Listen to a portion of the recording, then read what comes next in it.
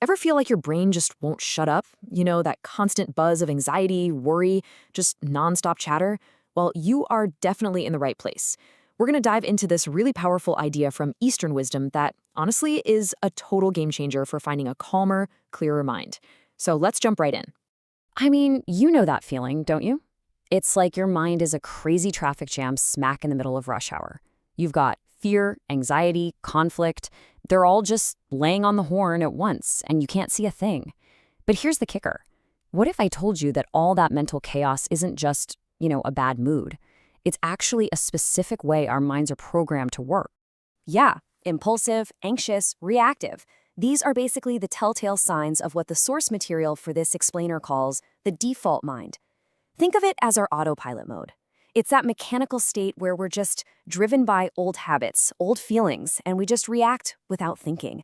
And honestly, it's the source of so much of our day-to-day stress. Right, so let's get into the problem here, our default mind. And this is the really key thing to get. It's not just a fleeting feeling. It's a whole system. It's like our factory settings, our pre-programmed way of just reacting to stuff without even thinking. We get totally swept away by every single emotion like it's the gospel truth. Okay, so this is where things get interesting. This is where the alternative comes into play. See, the default mind, it's all habit. It completely merges with our thoughts, so we end up thinking, I am anxious. But look at the difference with the discerning mind. It's not habitual, it's aware. It just observes the thoughts. And that lets us think, I notice a feeling of anxiety.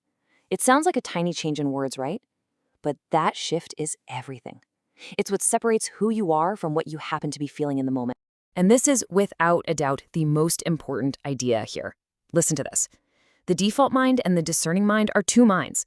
No, it is only one mind with two types of contents. So get this. We're not trying to build a whole new brain from the ground up. It's the same mind. The only thing that changes is the content we let take the driver's seat. Are we letting the messy, reactive stuff run the show, or are we choosing the clear, aware observation? Okay, so that brings us to the solution, the discerning mind. It's all about learning how to cultivate this. This is how we make that shift, right? We go from being a helpless passenger stuck in that mental traffic jam to becoming the calm, cool driver who can see the whole road ahead. So what even is discernment? What are we talking about here? Well, it's really this one core skill, the ability to separate the observer from what's being observed. It's seeing a thought without becoming the thought. It's recognizing that a thought of fear is not the same as you yourself being fear. It's kind of like seeing a dark rain cloud in the sky. You see it, you acknowledge it, but you know you're not the cloud, right? And you also know it's going to pass. That little bit of separation, that's the key to everything. All right, so now we're going to talk about some tools for this mental shift. I know, this can all sound a little out there, a little abstract, so let's make it super concrete. The source material gives us a couple of really brilliant metaphors that make this whole idea just click. So check out this first one. It's from a teacher named Girish Jha, and it's just perfect. He says, "My floor is so dirty. You see many layers of accumulated dust, but I know the floor is still shiny." Wow.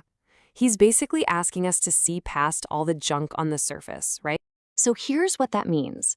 The shiny floor. Your true self, that calm, peaceful part of you, that's the shiny floor. It's permanent. It's always there. And you literally can't damage it.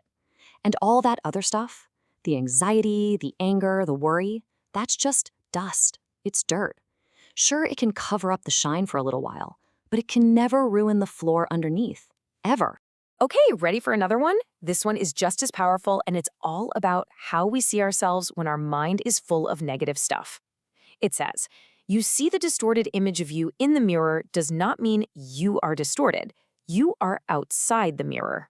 So, the dirty mirror. The idea here is so simple but so profound. Your mind is like a mirror. And if that mirror is all smudged and dirty with thoughts of fear or self-doubt, of course it's going to show you a distorted reflection. But you're not the reflection. You're the person standing outside the mirror, totally fine, totally whole. The problem was never you, it was just the dirt on the glass. All right, so we've got these amazing concepts. The shiny floor, the dirty mirror. Great. But what do you actually do when that wave of anger or anxiety hits you on like a random Tuesday afternoon? Well, this is where we get super practical. The source material gives us a fantastic tool called the brake method in action. So when you feel that impulsive reaction bubbling up, you apply the brake. It's a really simple, easy-to-remember acronym, and its whole job is to interrupt that automatic reaction from the default mind. It's designed to give you that split second you need to switch from just reacting to actually choosing how to respond. So here's how the brake method works. The first step is to behold. That just means you notice what's going on in your head, but without any judgment. Like, oh, okay, there's that feeling of anger again. Simple. Next, you pause. This is probably the most important part. You just stop. You take a step back and create a little space between you and the thought. You become the observer. And finally, you awaken. This is where you bring in that discerning mind and ask a question. Something like, is this thought permanent or is it just a visitor passing through? Just doing this simple little process can totally transform how you deal with stress. And all of this, all these tools and ideas, they all lead to one central, incredibly freeing conclusion. Your thoughts are not you. I absolutely love this next quote. It just reframes the whole thing. It says, anxiety and negative states are unauthorized mental occupants, not permanent owners. Think about that. These tough emotions, they aren't you. They're just squatters. They're temporary visitors crashing in your mental space, and they don't even have a right to be there. And the best part, you don't have to let them stay. Here's another way to think about it that really puts you back in the driver's seat. Imagine your mind is a fancy gated community. Well, your awareness, that's the gatekeeper. You get to decide which thoughts get a visitor pass and which ones get turned away at the gate. You can literally see a thought of anger coming and say, nope, sorry, you're not on the list today. You consciously choose not to let it in. So why is this so important? Why does all this matter? Well, let's put a number on it because this is wild. The source material did the math. If you have just 5 little moments of anxiety or conflict a day, which, let's be honest, is pretty normal for a lot of us, that adds up to over 18,000 times in 10 years. 18,000. That is the massive hidden price we pay for living on autopilot in the default mind. So I want to leave you with a really practical tool you can use today. The very next time you feel that spike of anger or that wave of anxiety, I want you to just pause and ask yourself 2 simple questions. Is this permanent, and is this truly me? Just asking those questions, that's the key. That's what unlocks the door and lets your discerning mind step in. Because in the end, that's the beautiful truth of it all. This isn't some big, exhausting project to create a brand new you. The goal isn't to create a new self, it's simply to remember the one that's already there. It's about gently wiping the dust off the floor or cleaning the smudges off the mirror, so you can see the peaceful, powerful self that's been there, shining, the entire time.